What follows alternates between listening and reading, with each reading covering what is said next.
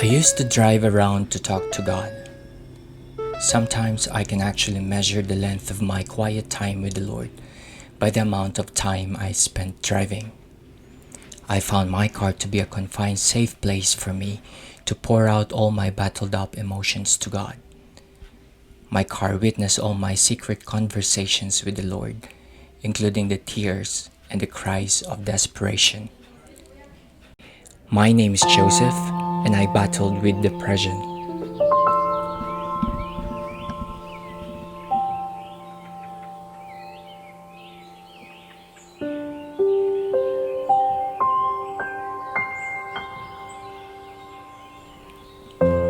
Not a lot of people know that I lived through a long period of my life going through bouts of depression. I preferred to be very discreet about it. I had a ministry and a reputation to protect. Somehow my legalistic self outrightly tagged it as backsliding. It weighed me down every time I caught myself questioning the genuineness of my faith. I'm a professing Christian after all. How could I be on this boat?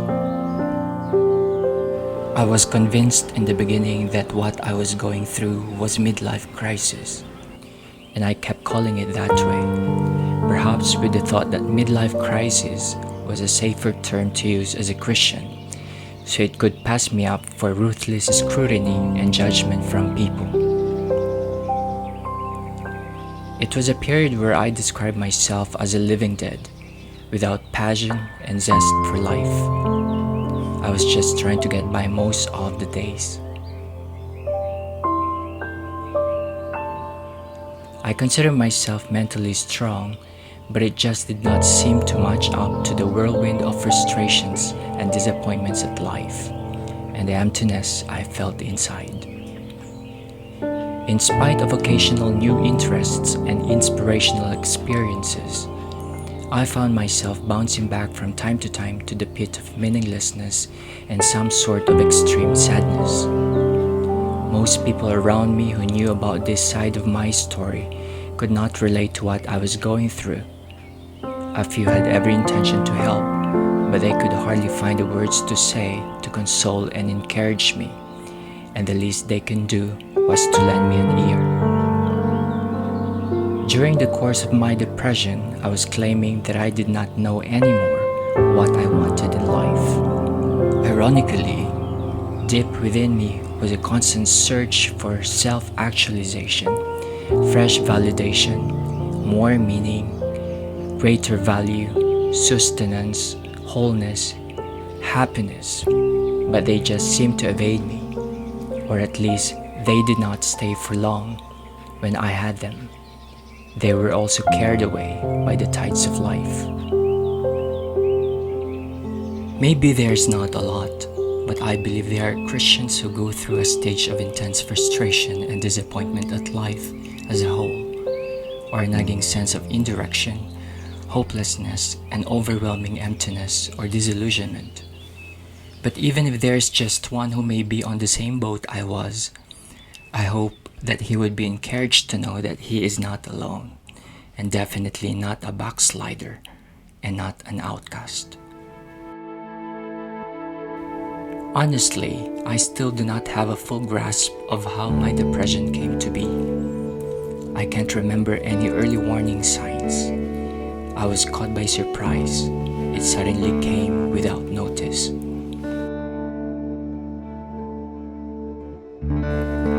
I would not downgrade the complexities of depression. It may be that the depression trigger of one may not be the same for everyone else. It may be that my depression journey is unique to me, as others' depression journey is unique to them. But I don't want also to dispel the possibility that some may find a common ground with my journey, and I hope that my story would usher them to the victory they have been longing for.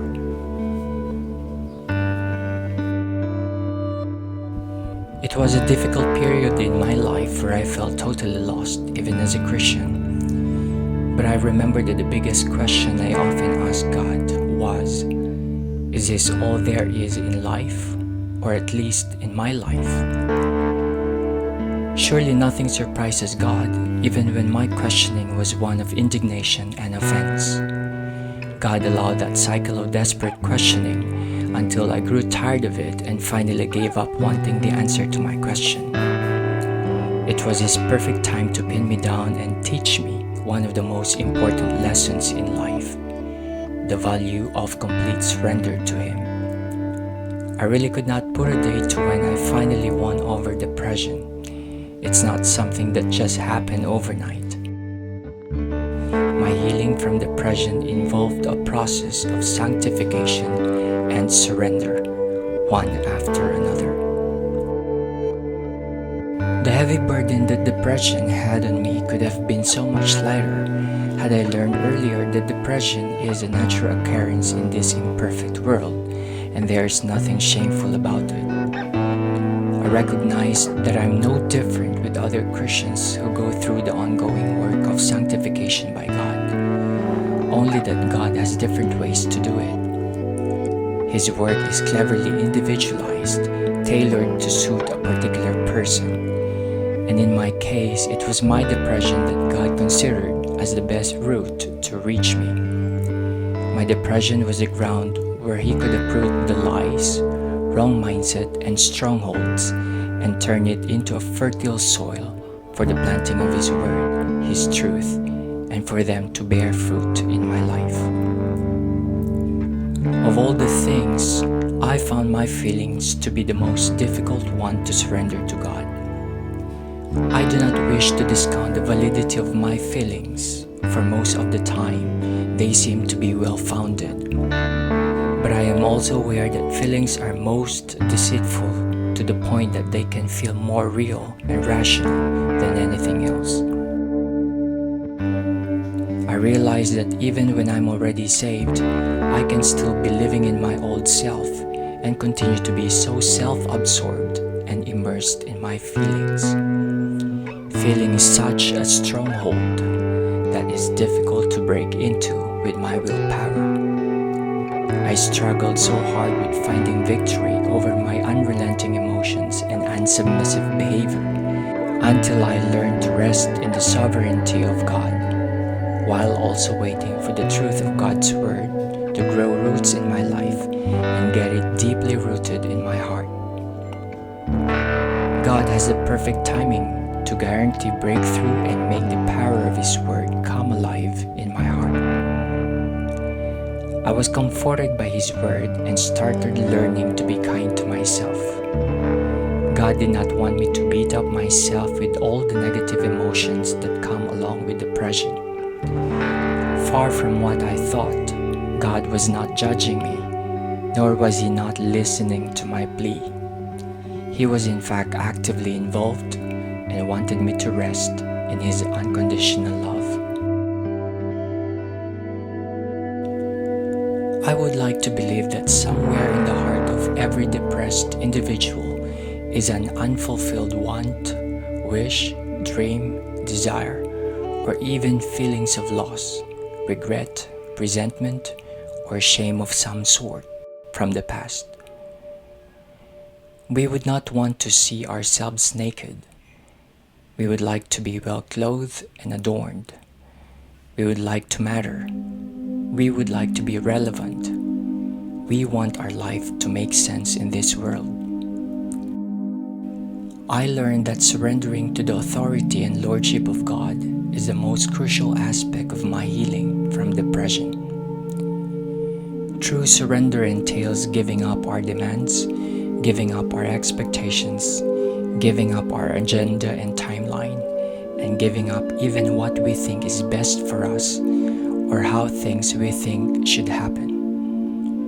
Surrendering to God means opening ourselves for Him to search through the deepest recesses of our hearts and to expose the deceits and lies and the strongholds lurking around. Surrender means allowing God to transform, sanctify us through and through, to conform us more and more to the image of Jesus Christ. Surrender means giving God the free hand to work out His will in our life, His good, pleasing, and perfect will.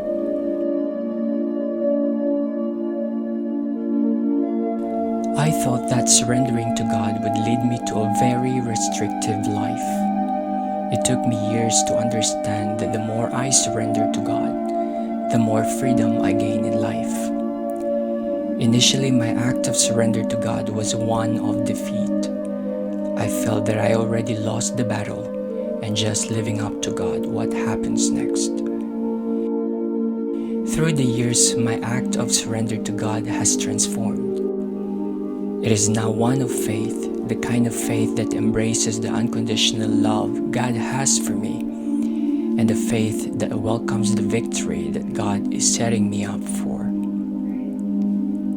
I may not be going through depression anymore, but I learned that surrender is a daily event in my life. Every day I'm caught in the crossroads, the deciding moments whether to give way to my feelings or to the sovereignty of God.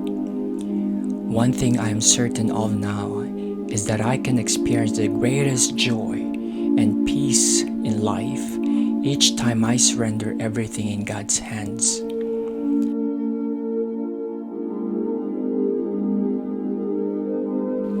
It dawned on me that when I surrender to God, I'm giving myself an opportunity to witness His power at work.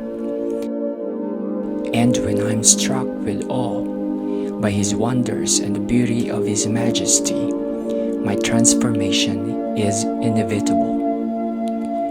Surrendering to God engrafts me to the beautiful tapestry of God's design masterpiece for my life.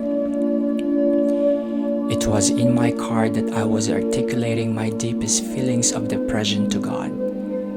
But when I finally learned the value of true surrender, it was also in my car that I eventually sang some of my most beautiful songs of worship to Him. Depression is no longer a shameful page of my life that I wanted to tear out.